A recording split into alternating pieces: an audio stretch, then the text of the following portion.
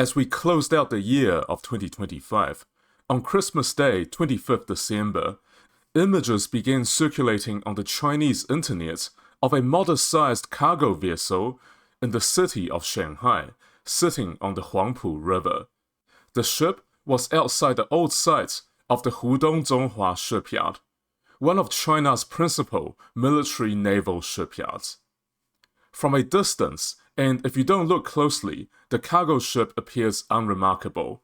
But as you look closer and in detail, certain things are not what they appear to be on the surface. The shipping containers appear to house naval equipment, from radars to close-in weapon systems and even vertical launch systems. In fact, the ship is brimming with firepower, with between 48 to 60 vertical launch cells inside the shipping containers. The Chinese are obviously not trying to hide this at all. They are sending a clear message that, should there be a shooting war, they are developing the capability and accumulating the equipment to turn their vast fleet of commercial ships into potential auxiliary naval warships. A well-known graphic artist in China produced a detailed artwork of the vessel, based on the available images circulating online. This will allow us to take a detailed look at the navalized container ship. Up front and close to the bow, we see two shipping containers mounting two Type 1130 close-in weapon system. These are rapid-fire CIWS, capable of firing around 11,000 rounds per minute. Although in reality, of course, they fire in very short bursts as to conserve limited ammunition.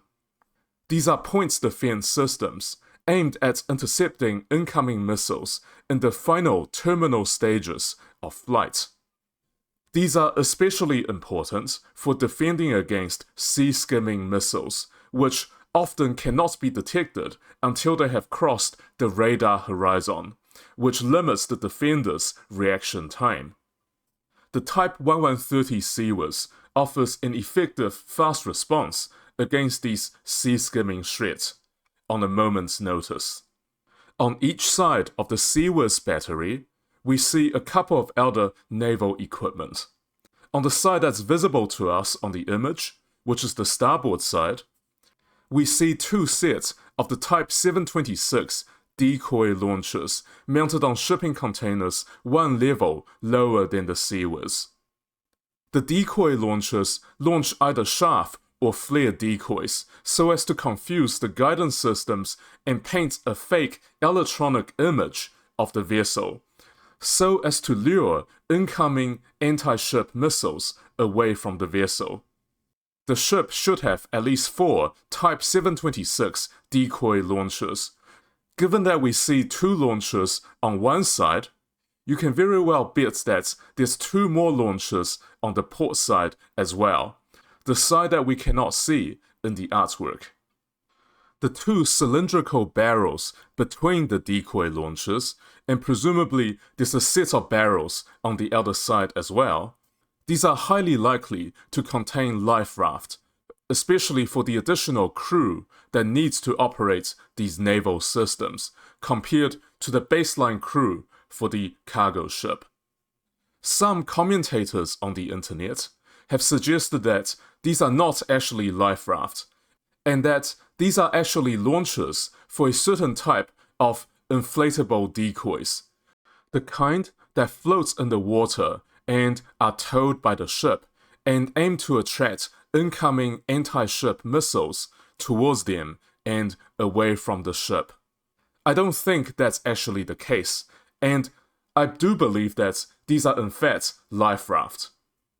We have seen Chinese warships, that is to say proper Chinese warships, such as the Type 052D destroyer, mount these towed inflatable decoys that I was talking about. But the ones that are mounted on the destroyers look nothing like the cylindrical cylinders found on the image of the cargo ship and on our artwork. This is what the actual towed inflatable decoy launchers look like on a destroyer. These appear to be longer and thinner than the cargo ship's cylinders, and there's a very obvious lid on the back of each launcher. Clearly, the inflatable decoy launchers face outwards towards the water, which is what you would expect, because they need to launch the decoys into the water. The cylinders on the cargo ship clearly don't face towards the water. They are more there as a storage unit, and for ease of access and ease of deployment of life raft. So the cylinder contains life raft, not additional decoys. That's my view.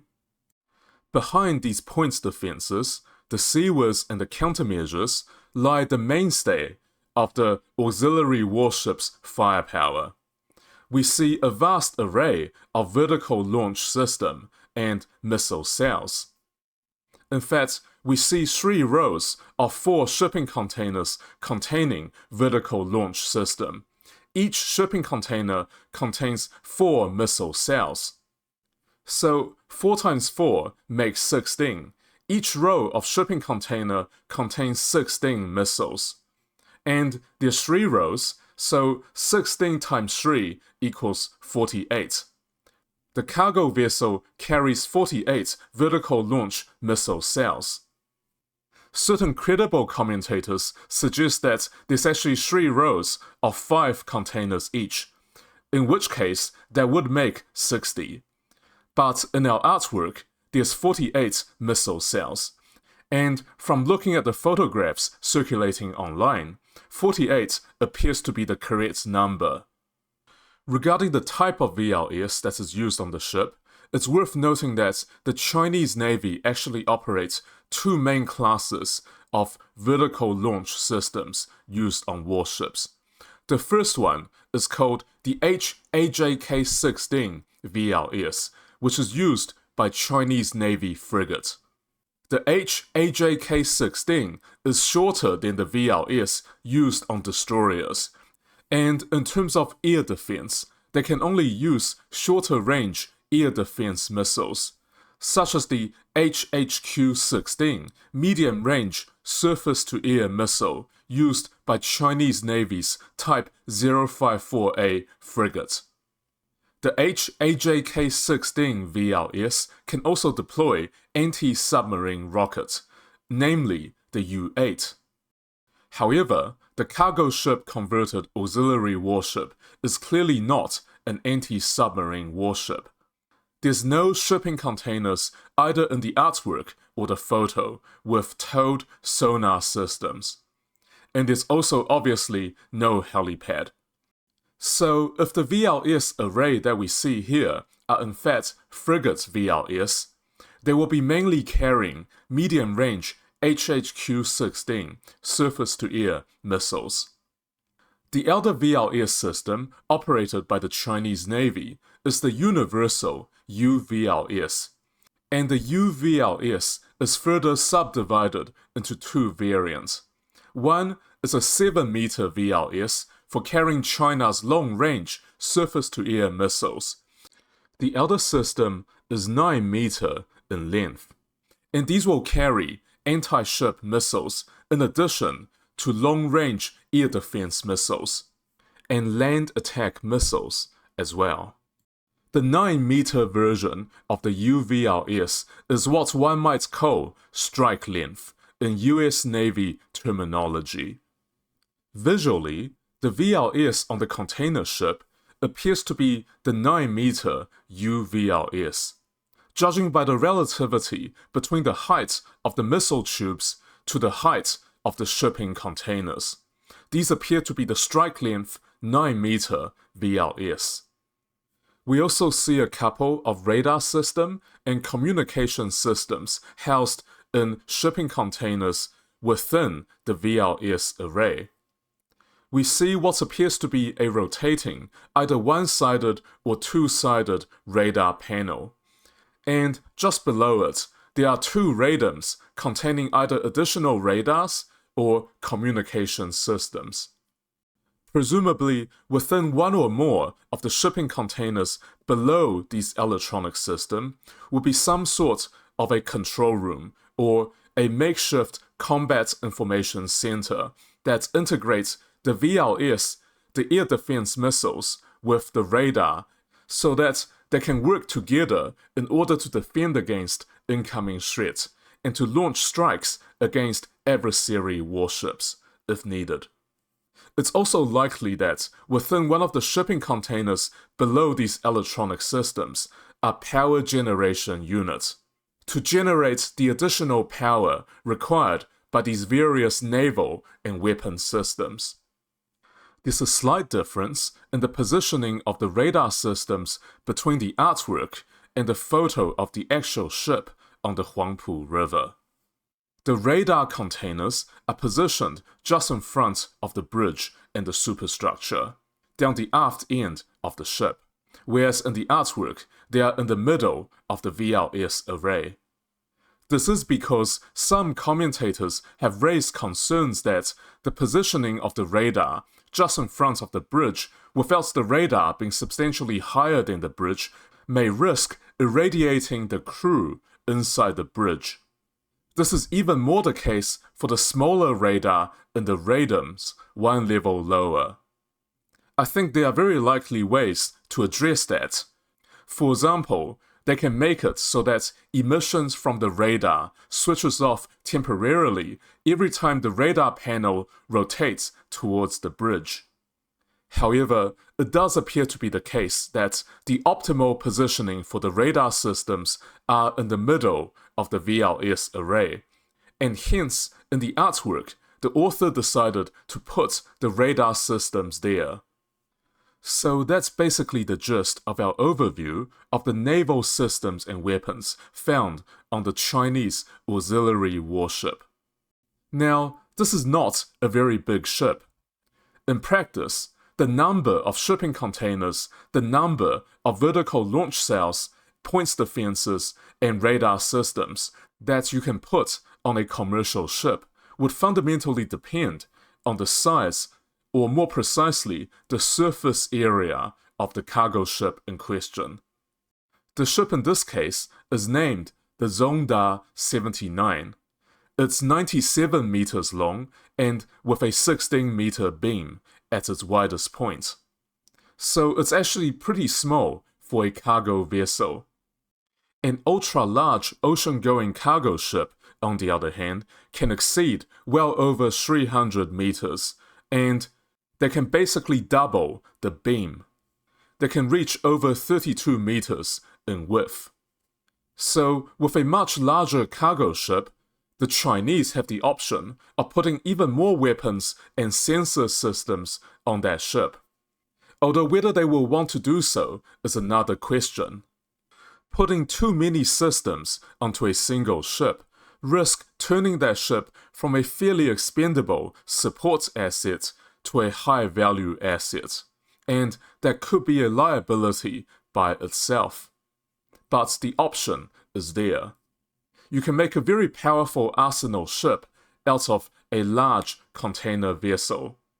Now, let's step away from the capabilities and systems on the ship and discuss what might be the role for such a ship and its place in the Chinese Navy. Is China disguising some of its ad hoc warships as commercial ships? Or is this more a way of augmenting their naval power with converted auxiliary cruisers? What message might China be sending with this demonstration? So the first question is China trying to disguise what are essentially warships as commercial ships? Is this a Chinese version of the Q-ship? A Q-ship is, in simple terms, a warship that pretends to be an ordinary civilian or commercial vessel in order to lure an enemy up close and then suddenly reveal their weapon and attack. Q-ships were most famously used during World War I by the British to trick German submarines into surfacing and trying to sink the ostensible commercial ship with their deck guns. The Q-ship would then reveal their own weapons and attack the German submarine. But what we are seeing is not a Chinese Q-ship. The most striking feature of this whole episode is just how transparent and how open China is about the military nature of these modified commercial vessels. They have been converted for military purposes through the installation of radar and weapon systems, and China is not trying to hide that. They've left this armed container ship sitting openly in the Huangpu River, exposed to photography and observation. The Zhongda 79 carries exposed radar arrays, closed-in weapon systems, and obviously vertical launch systems. These protrude well beyond the dimensions of the shipping containers that are used to install them. These naval and weapon systems are not designed to blend in, to retract or collapse into the shipping containers. That would be the minimum requirements for a credible Q ship for covert deployments disguised as a merchant hull. In an age of satellite surveillance and automatic identification system, not to mention electronic support measures, it would be extremely difficult for an ostensible commercial vessel emitting the signatures of a modern naval radar to simply pass along as just another container ship, at least not for very long. The modular container-armed ship emerging in China do not appear to be designed for disguise. They are being explicitly modified as converted warships with a new identity, and the Chinese are not trying to hide that. That being said, containerization theoretically can allow for concealment if the containers and the weapon systems are designed for that purpose. A future variant or future iteration of the same systems using the shipping containers could use retractable systems like retractable sensors and, of course, vertical launch systems that can be stowed away if needed. The sensor and radar systems can rely on passive targeting rather than active radiation, thereby minimizing emissions. So this would make a modern Q-ship concept theoretically conceivable. Yet the equipment that are being demonstrated by China on the Huangpu River in Shanghai does not move in that direction. Its configuration broadcasts its purpose rather than try to hide it. The core strategic motivation for China, in my view, behind modifying these container vessels into warship is to augment its naval power by leveraging its vast commercial shipping fleet and construction capacity. China seems focused on using the sheer scale of its commercial maritime sector and its military-industrial complex to expand naval combat power faster and cheaper than traditional naval shipbuilding would allow, especially during a time of conflict. China has three key advantages that make this approach attractive. The first is a huge commercial shipbuilding base, far larger than any other country on Earth.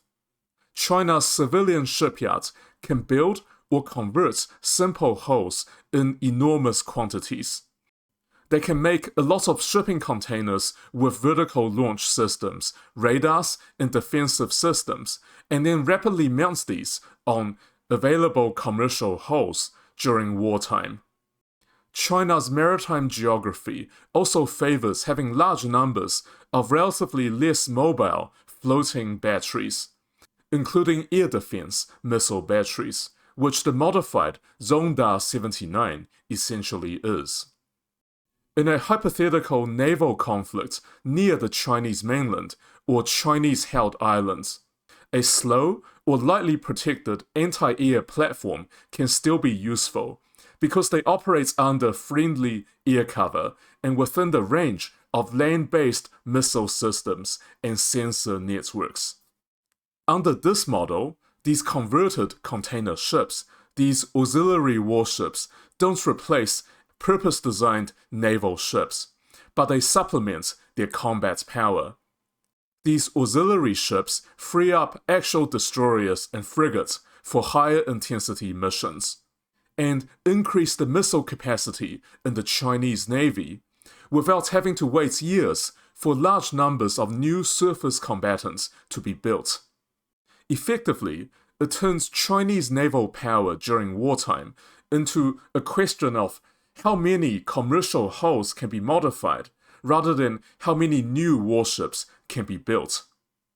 So it's really a way to augment Chinese naval power during a hypothetical naval conflict, if required. That's just my view. Finally, I believe that China is also sending a message. They're sending a message to their potential adversaries. What they're saying is that their naval firepower can scale in ways the Americans or the West simply cannot match. Simply counting hull numbers or displacements or even VLS capacity on available warships are no longer a reliable indicator of total naval power. China is saying that if you mess with us, we can surge missile capacity in the water faster than you can destroy them. We will put more hulls in the water and add more missiles than you can possibly match. Even if these platforms aren't suitable or survivable in open ocean combat, they still serve a useful purpose in coastal defense or in amphibious operations within China's near seas. Moreover, if the Chinese Navy takes significant losses in combat, they can replace that firepower relatively quickly. The display of the Zhongda 79 may also be aimed at a domestic audience, as proof of innovation and industrial strength, while reminding foreigners that China can approach naval competition differently. So, to boil down the message, and it's not subtle, I believe it's essentially this: that China can rapidly turn their scale in commercial shipping into naval and military mass, and that potential alone should be taken seriously.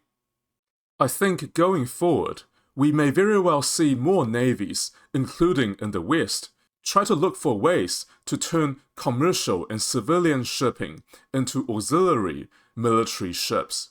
Although the effectiveness of such practices in the West may very well be less than that for China, given the relative discrepancy between the commercial shipping fleets of both sides. So, plenty of food for thought. See you next time.